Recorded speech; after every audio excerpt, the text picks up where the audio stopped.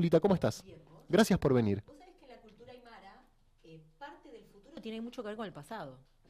Contame porque me interesa muchísimo. Claro, hay, sobre todo previo a todo el periodo colonial, hay una cosa que se llamó la utopía incaica, ¿no? La idea de que las comunidades que habían pertenecido al reino de los incas flasheaban con la idea de que iba a volverlos a gobernar un inca, que que en el futuro estaba el pasado.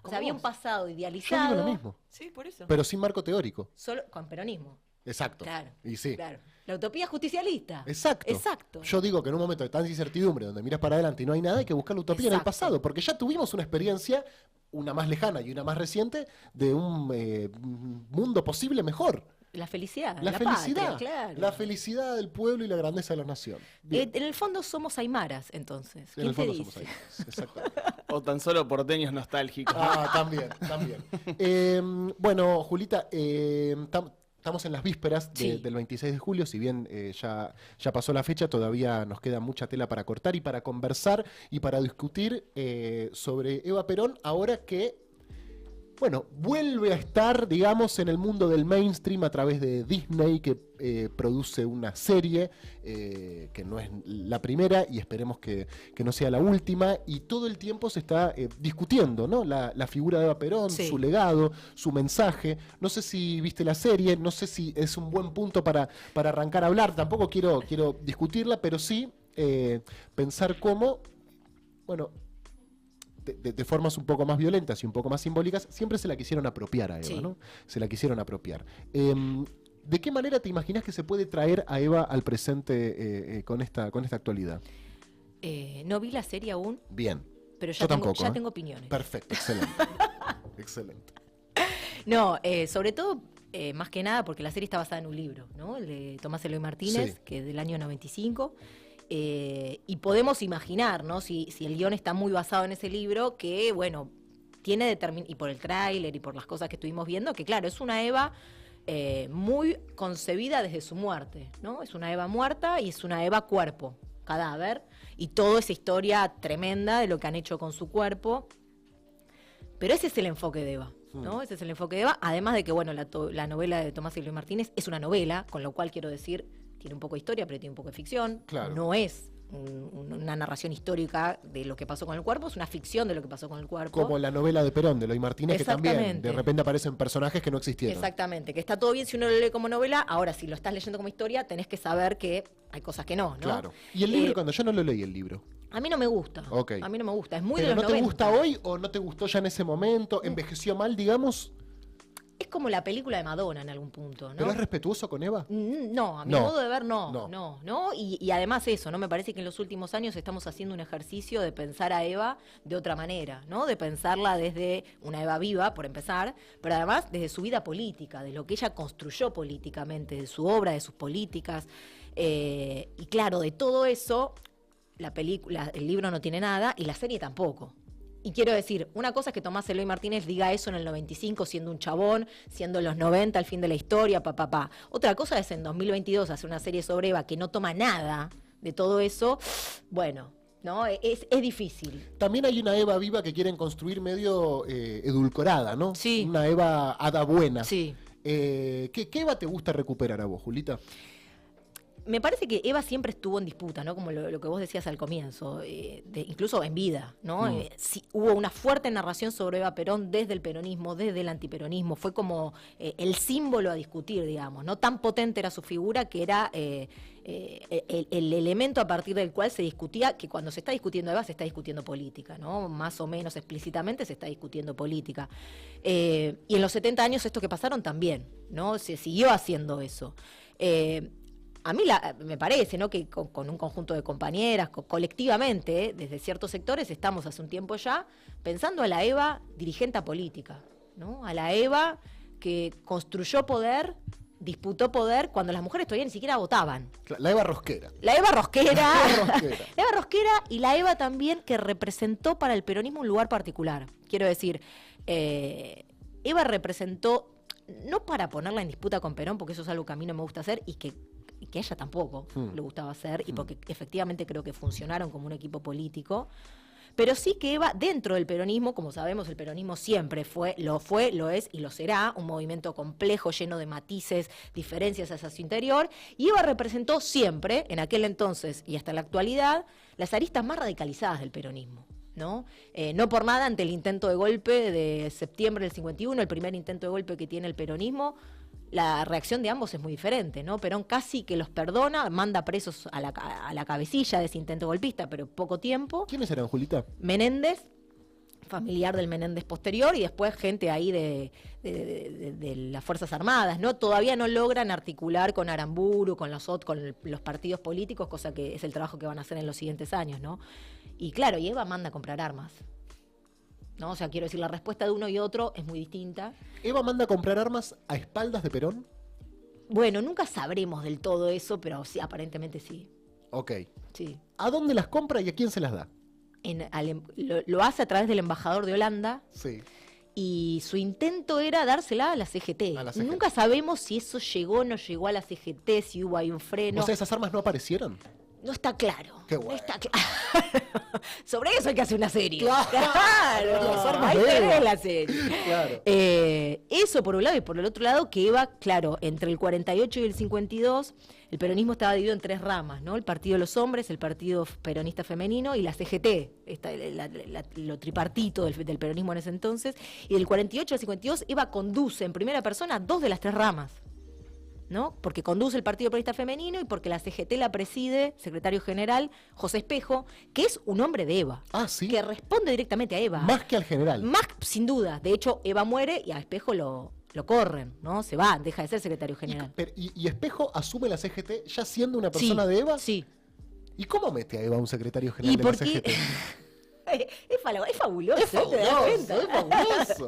Eva empieza un laburo muy rápidamente dentro del movimiento obrero organizado, ¿no? Contra lo que se cree que, bueno, después del 7 de octubre todo el movimiento obrero estaba articulado y era leal a Perón y vertical y respondía. No, eso no es cierto, ¿no? El movimiento obrero es un quilombo, hay sindicatos que no están de acuerdo en responder a Perón. De hecho, está esta famosa idea de que el 17 de octubre no había que salir a pedir por Perón, decían algunos gremios, sino por las conquistas, no personalizar tanto. Y esta disputa es una disputa que va a seguir con el tiempo. Y ahí Eva empieza desde el 46 un trabajo arduo, cotidiano, de ir alineando al movimiento obrero organizado para un movimiento verticalista, que responda a Perón, ¿no? Sabemos que había un sector importante del ejército que le achacaba mucho a Perón su vínculo con Eva. Ahora, desde el peronismo, ¿era criticada en su momento, digamos, en vida, mientras se llevaba adelante la primera presidencia de Perón?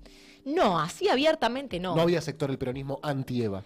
Bueno, a ver, lo que sucede con su propia candidatura, ¿no? Ella, en las elecciones del 51, las primeras elecciones de la historia en que las mujeres votamos y podemos ser electas, hay muchas mujeres que van en las listas, ¿no? Que entran, de hecho, como diputadas y senadoras del Partido Peronista Femenino, son 133 legisladoras, todas del Partido Peronista Femenino las que entran. Pero perdón, sí. ¿Otros partidos presentan? No, ¿No presentan? a ver, el Partido Comunista y el Socialista sí, pero no tienen votos. Como... No. O sea, tienen votos, pero no lo suficientes. Para meter un... Exacto. Bien. El que sí tenía era el radicalismo. Pero no llevan... Pero no le pareció. De hecho, las mujeres dentro del Partido Radical solo podían hacer tarea de propaganda. No tenían habilitada otra tarea. Mirá. Las de propaganda nada más.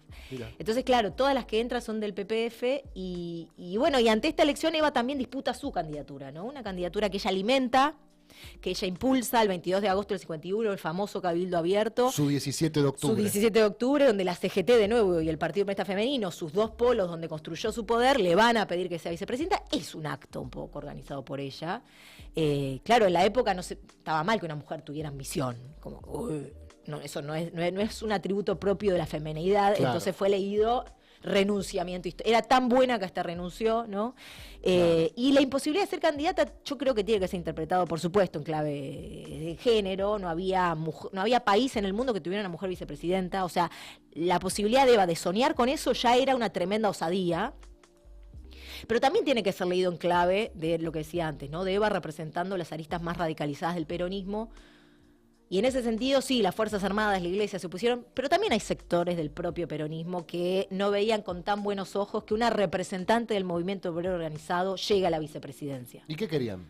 Y bueno, el partido tenía sectores más conservadores, sectores más tradicionales de la política, ¿no? Que entonces el avance obrero, bueno, no gustaban tanto de esa idea, Bueno, ¿no? se terminan imponiendo en la fórmula, Exactamente. ¿No? Y bueno, y de alguna manera también el gobierno post-muerte Eva y también el no avance del movimiento obrero organizado sobre el gobierno de Perón también hace que los 3 años que quedan de gobierno tengan un freno, ¿no? Por supuesto también hay una crisis económica dando vueltas, pero te quiero decir, hay un desacelere, si se quiere, en la gestión del peronismo, que bueno, habla mucho también de esa ausencia, ¿no? ¿Y a quién se quería cargar Eva, digamos, dentro del peronismo, digamos, de los funcionarios, de los dirigentes que formaban parte de la primera nómina del justicialismo? ¿Tenía internas? ¿Tenía sí, obvio. Enemigos? Sí, bueno, de hecho se lo cargó a Mercante, ¿no? Eso, nada más ni nada menos. Ahí quería ir.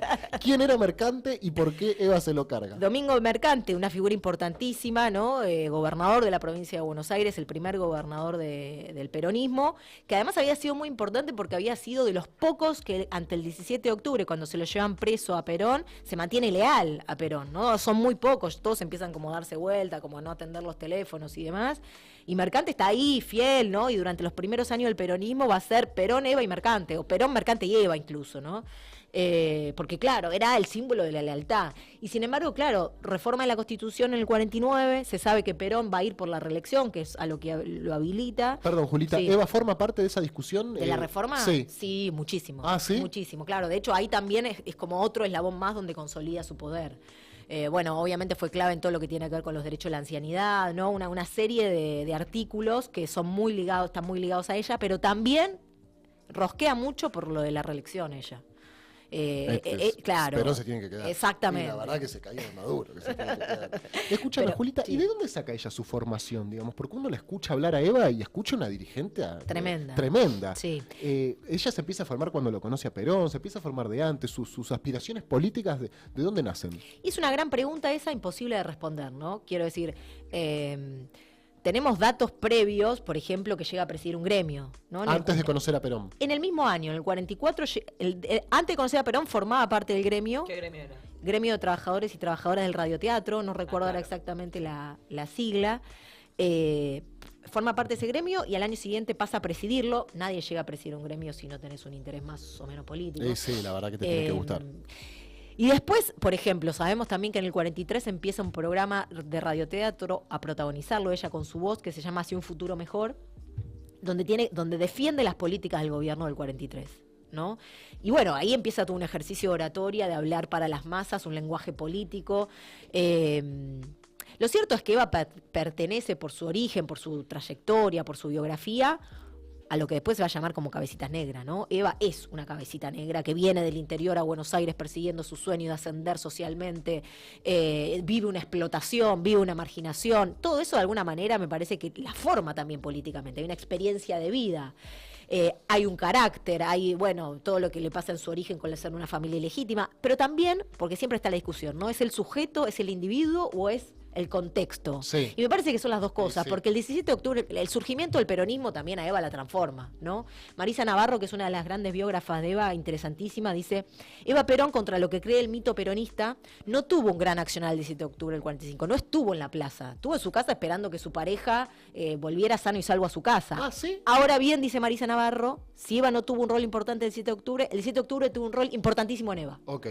Ella entendió a partir de ese día que el amor a Perón es lo mismo que el amor al pueblo. Y se arma una tríada que la va a mantener por el resto de su vida. Hay una edición de la revista 7 Días, si no me equivoco, creo que es del 68, una entrevista que le hacen a Perón en Puerta de Hierro, donde hablan del rol secreto de Eva Perón el 17 de octubre.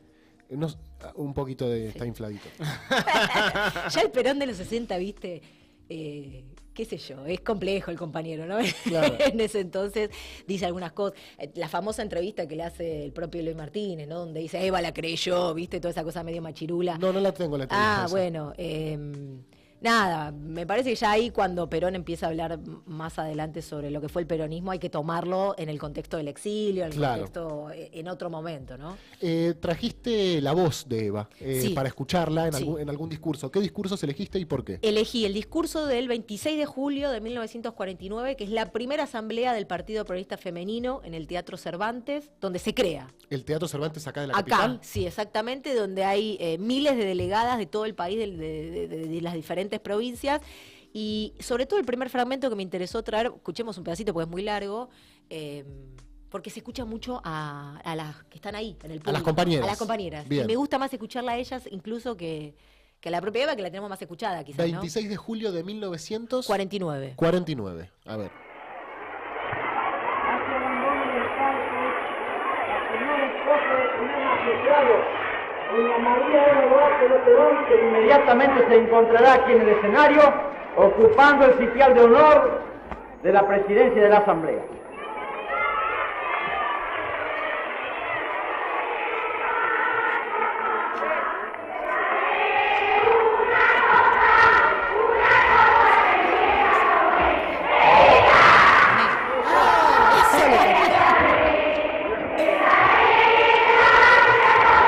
Yo te daré, Pati hermosa, te daré una cosa que empieza con E.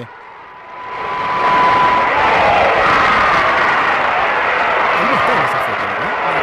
Esas son todas militantes. Sacadas.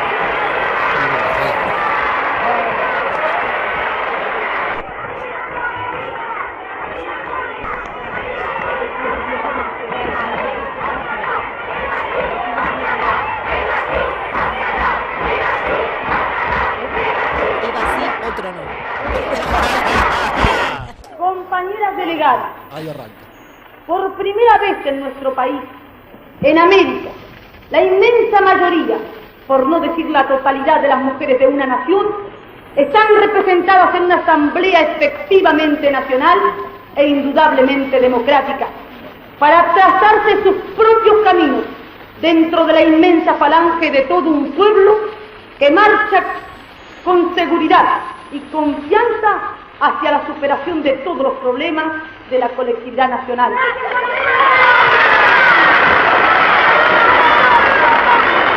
gustó pasar porque también pasa algo con Eva, ¿no? Y sus narrativas, que es que se la recorta mucho a ella, porque efectivamente fue un ser excepcional, ¿no? Eva, no hay dudas de eso, pero quiero decir, en la individualización que se hace tanto de Eva, muchas veces lo que queda oculto es la construcción colectiva que hizo Eva, ¿no? Que si hay algo que tuvo ella fue una preocupación constante por la organización popular, ¿no? Hay algo que atacaba ella permanentemente, que era el individuo, suelto, todo el tiempo, ¿no? Tanto con los obreros como con las mujeres, la organización. Y cuando se la recorta tanto a Eva, ¿no? Y por eso digo de nuevo lo de la serie, ¿no? Que no me interesa esa narrativa. Claro, todo esto, todas estas mujeres que están gritando ahí como sacadas, que entran por primera vez a la política, que Claro. son militantes, que están rompiendo un estereotipo tremendo. Saliendo de la casa. Pero aparte pensemos que para la época la mujer es madre y ama de casa, Claro. ¿no? Y muchas de estas compañeras que están ahí gritando pagaron consecuencias muy altas, ¿no? Por hacer lo que hicieron. Eso te iba a preguntar, luego de su muerte, bueno, el 55, el exilio de Perón, queda un montón de gente acá haciendo política, ¿no? Y resguardando como el valor de Perón. ¿Qué pasa con todas estas mujeres y cómo se construye la política alrededor de Eva en los años posteriores a su muerte y a la proscripción del peronismo? Sí, está buenísima la pregunta. Claro, la mayoría de las primeras legisladoras que entran, estas 133 que decíamos todas del Partido Peronista Femenino, la mayoría van presas, ¿no? Solo por el hecho de haber sido legisladora del peronismo, acusadas de traición a la patria, de fanática peronista. Y eso les produce un silenciamiento enorme, ¿no? No quieren volver a hablar de política durante muchos años, muchas de ellas. De nuevo, piensen, en el 58, una funcionaria de Frondizi, que se suponía que era feminista, arma una asamblea. ¿Frondizi? Sí. ¿Era feminista? No, una funcionaria y arma una asamblea donde para discutir si el voto femenino tenía que ser calificado o no. O sea, nuevamente, después de toda esta experiencia, se vuelve a discutir el voto calificado para las mujeres. Es un retroceso enorme, ¿no? Y lo que demuestra el 55 también, ¿no? Es que el Partido Peronista Femenino no vuelve nunca a tener la importancia que había tenido hasta el 55. Porque se lo come la rama de los hombres.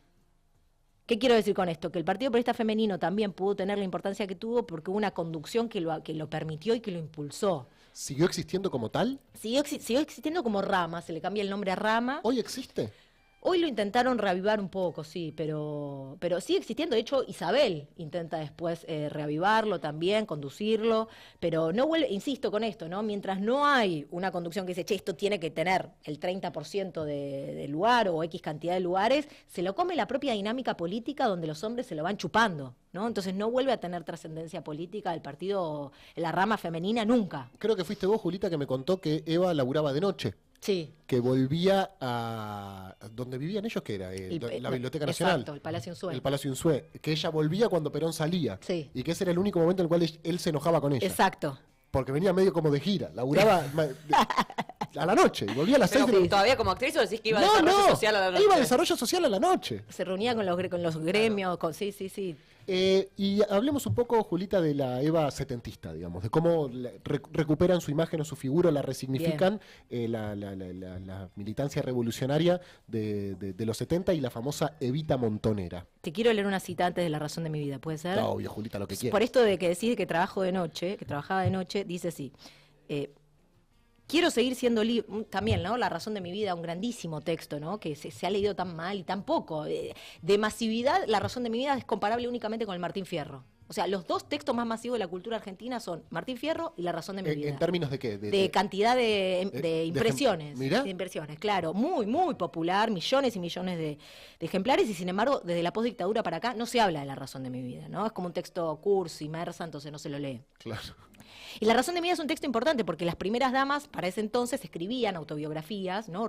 La mujer de Rubel tiene una muy famosa, pero claro, esas mujeres utilizaban su autobiografía para hablar de su vida privada, ¿no? ¿Qué consecuencias había traído en su vida privada que su pareja sea presidente? Sí, el nuevo look de Juliana Huerta. Exactamente. Eso, ¿te imaginas Juliana escribiendo?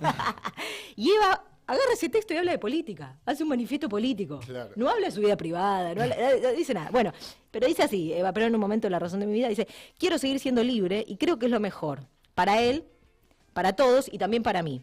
Si yo fuese funcionario, porque además de esto, ¿no? Eva nunca tuvo un cargo institucional, todo Claro. lo que lo hizo por fuera, para todos y también para él. Si yo fuese funcionario, dejaría de ser pueblo. No podría hacer lo que soy ni hacer lo que hago. Además, yo he sido siempre desordenada en mi manera de hacer las cosas. Me gusta el desorden. Como si el desorden fuese mi medio normal de vida. Creo que nací para la revolución. He vivido siempre en libertad, como los pájaros. Siempre me gustó el aire libre del bosque. Ni siquiera he podido tolerar esa cierta esclavitud que es la vida en la casa paterna o la vida en el pueblo natal. Muy temprano en mi vida dejé mi hogar y mi pueblo y desde entonces siempre he sido libre. He querido vivir por mi cuenta y he vivido por mi cuenta. Excelente. Excelente. Hay algo del desorden, ¿no? Que claro, con un Perón militar, todo Claro. ordenadito, 5 de la mañana despierto tomando mate cocido, que lo Al de pedo Eva pero era- temprano, decía Perón. Al pedo pero temprano. ¿Lo decía él? Y Yo la bueno, rehuso esa frase. y es un término que Sí, usan mucho sí, los sí. milicos, Sí, ¿no? claro. O sea, al pedo pero temprano. Te preguntaba por la Evita Los Montonera, 70, la claro. Evita de los 70. Sí. ¿Cómo vuelve? Bueno, hay mucha resignificación ahí en los 60, ¿no? Muchos debates, sobre todo intelectuales. Sebrelli tiene un libro, el panelista hoy de La Nación Más, ¿no? Tiene un libro muy importante, contrario a todo lo que dice hoy, de alguna manera. Muy interesante. Eva Perón, militante o aventurera, se llama. Donde ya empiezan a pensar, y David Viñas también, bueno, una serie de intelectuales que empiezan a pensar a Eva como la faceta peronista, la faceta de izquierda Perón dentro del peronismo, ¿no? En un momento en donde el peronismo está siendo proscripto, perseguido y demás.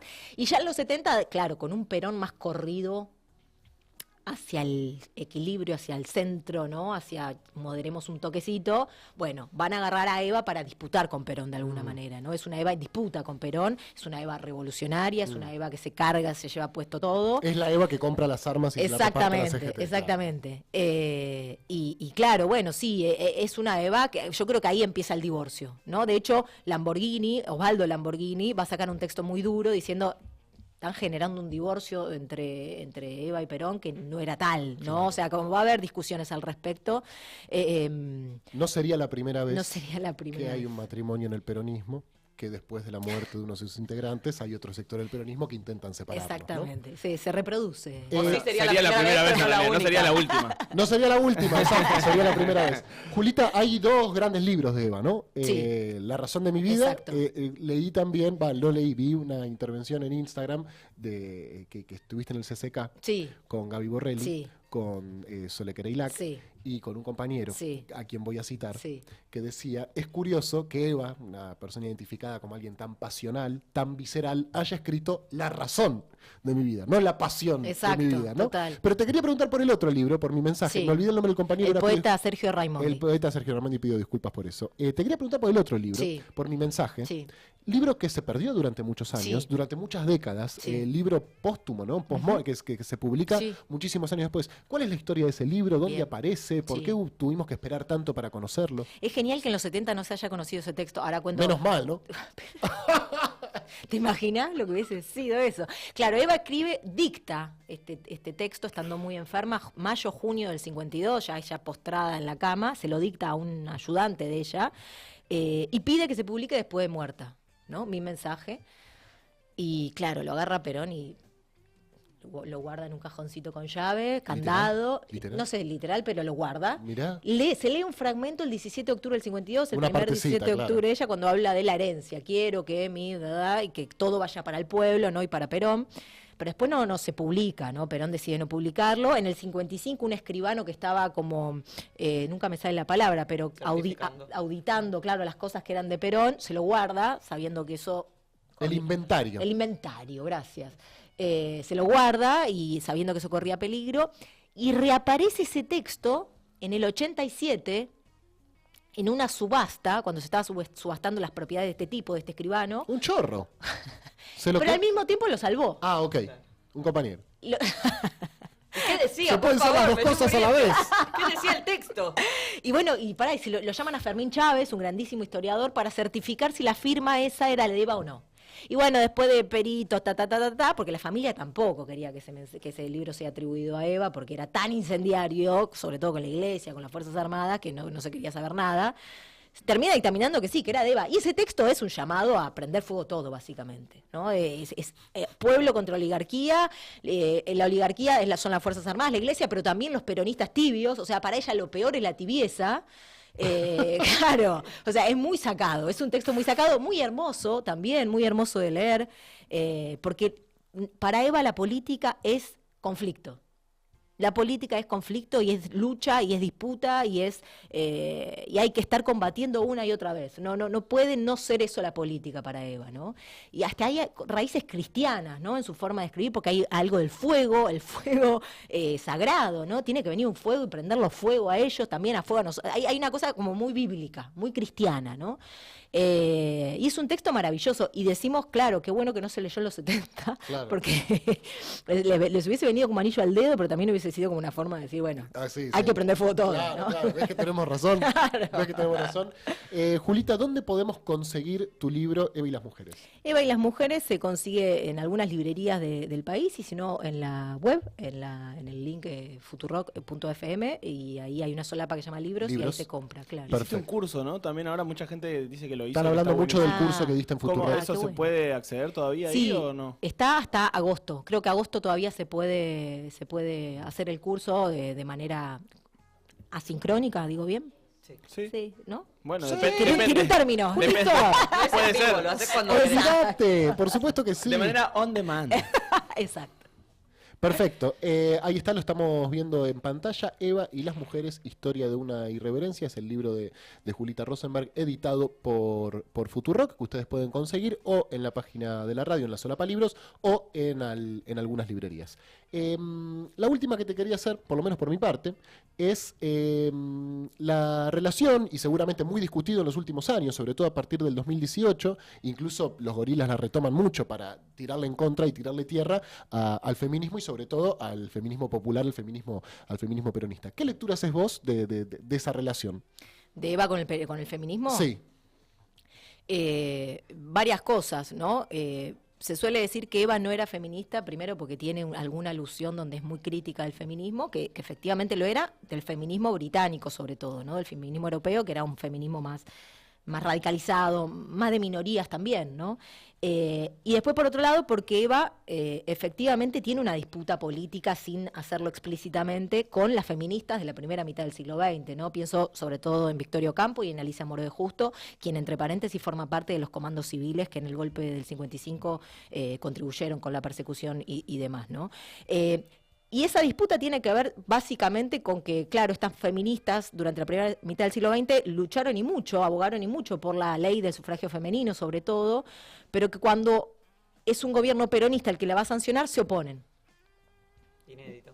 De alguna manera privilegiando su antiperonismo Claro. por sobre aquello por lo que habían peleado durante décadas, ¿no? Y de alguna manera para mí eso es interesante para pensar, que de alguna manera hace no muchos años se pensó que el feminismo podía ser algo transversal, ¿no? Que podíamos tener aliades en el macrismo. Y me parece que esa experiencia histórica, ese recorrido histórico, lo que nos demuestra es que el feminismo no es apolítico, no es apartidario, que el feminismo está profundamente entramado con la política y que no puede entenderse como eso, como algo apartado de eso, ¿no? Y en esa disputa se leyó que ellas eran las feministas y que Eva no. Claro.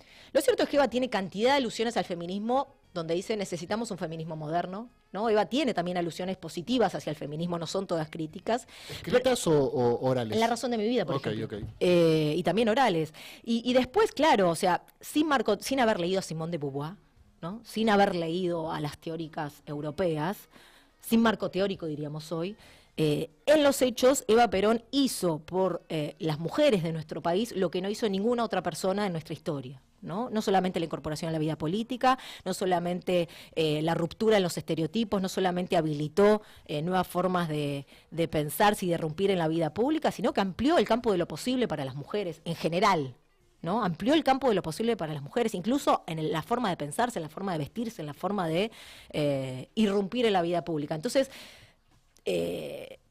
no hace falta haber leído a nadie, no hace falta decir soy feminista, no hace falta ponerse pañuelo verde. Me parece que en los hechos lo que queda claro, en las palabras también en lo que queda claro, es que fue la mayor irrupción del feminismo en la Argentina, pero además diría no solamente en un feminismo a secas, sino que Eva Perón además lo que hizo, ahora sí creo diría por primera vez y para siempre, fue mezclar la cuestión de género con la cuestión de clase, ¿no? Porque Eva Perón no le habla a las mujeres, le habla a la mujer trabajadora, a la mujer de pueblo, a la mujer humilde, a la que ve enfrentada a las mujeres de la oligarquía.